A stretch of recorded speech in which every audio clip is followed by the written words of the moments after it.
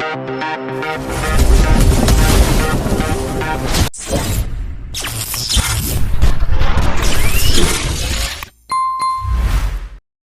अद्भुत कथा, किन्नरों की उत्पत्ति और महर्षि कश्यप का श्राप। हेलो दोस्तों, स्वागत है आपका हमारे चैनल सीताराम हिंदी शिक्षाप्रद कहानियां पर। यहाँ आपको मिलेंगी ढेर सारी रोमांचक, भक्ति, आध्यात्मिक और प्रेरणादायक कहानियां। अगर आपको हमारी कहानियां पसंद आएं, तो वीडियो को लाइक करें और चैनल को सब्सक्राइब करना न भूलें। तो चलिए आज की रहस्यमयी और शिक्षाप्रद कथा को सुनते हैं, जो किन्नरों की उत्पत्ति से जुड़ी है। कथा का आरंभ त्रिलोक में संकट। एक समय की बात है जब त्रिलोक, स्वर्ग, पृथ्वी और पाताल में असुरों का आतंक बढ़ गया था।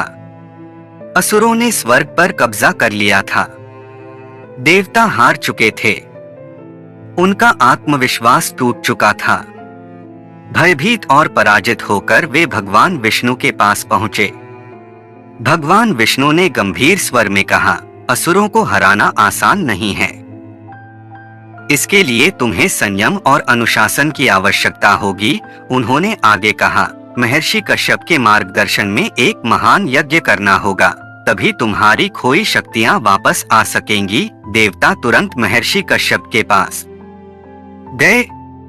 महर्षि कश्यप का सुझाव और यज्ञ की योजना। महर्षि कश्यप, जो तपस्या और ज्ञान के प्रतीक थे, देवताओं की बातें सुनकर बोले, यज्ञ तो होगा, लेकिन इसकी सफलता के लिए तुम्हें कठोर नियमों का पालन करना होगा। संयम, अनुशासन और मर्यादा ही इस यज्ञ की कुंजी है। यज्ञ की तैयारियां आरंभ हुई। यह यज्ञ अत्यधिक पवित्र था और इसमें केवल पुरुष देवताओं को शामिल किया गया।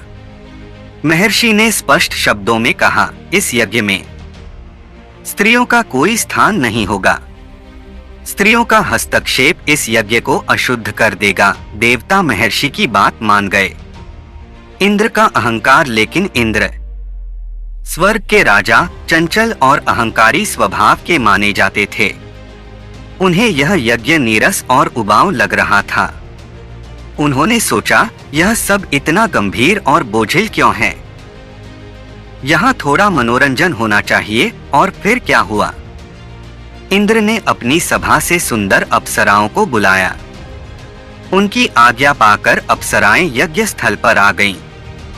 वहां पहुंचते ही उन्होंने नृत्य और संगीत शुरू कर दिया। नृत्य और संगीत का मोहक वातावरण बन गया।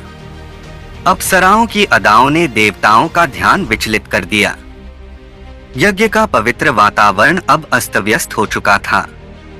महर्षि कश्यप का क्रोध। जब महर्षि कश्यप ने यह देखा तो उनका गुस्सा 7वें आसमान पर पहुंच गया। उन्होंने कड़कती आवाज में कहा, इंद्र, यह क्या कर रहे हो? क्या तुम्हें पता नहीं कि यह यज्ञ कितना महत्वपूर्ण है? तुमने इसकी पवित्रता का अपमान किया है। इंद्र ने उनकी बात को हल्के में लिया और यही उनकी सबसे बड़ी गलती थी। महर्षि ने क्रोधित होकर श्राप दिया, तुम्हारे अहंकार और अनुशासनहीनता ने इस यज्ञ को अपवित्र कर दिया है। अब तुम और ये अप्सराएं ऐसे प्राणी बनोगे जो न पूरी तरह पुरुष होंगे, न पूरी तरह स्त्री।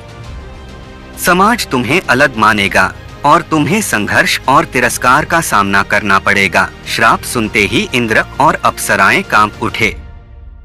भगवान विष्णु का हस्तक्षेप। घबराए इंद्र और अप्सराएं महर्षि कश्यप के चरणों में गिर पड़े। हे महर्षि, हमें क्षमा करें, हमसे भूल हो गई। तभी भगवान विष्णु प्रकट हुए और उन्होंने महर्षि कश्यप से कहा, महर्षि, आपका श्राप सत्य है, लेकिन यह श्राप इन प्राणियों के लिए एक आशीर्वाद भी होगा। भगवान विष्णु ने कहा, जो प्राणी अब किन्नर कहलाएंगे, वे समाज के शुभ कार्यों में महत्वपूर्ण भूमिका निभाएंगे। उनकी उपस्थिति हर मांगलिक अवसर पर समृद्धि और शुभता लेकर आएगी। किन्नरों का जन्म। महर्षि कश्यप के श्राप और भगवान विष्णु के वरदान से किन्नरों का जन्म हुआ। ये प्राणी न तो पूर्ण पुरुष थे, न ही स्त्री, लेकिन उन्हें एक अलग और दिव्य पहचान मिली। समाज ने धीरे धीरे उनके महत्व को समझा। विवाह, जन्म और अन्य शुभ अवसरों पर किन्नरों का आशीर्वाद लेना शुभ माना जाने लगा।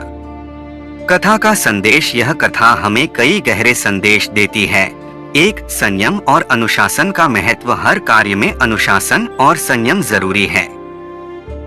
2.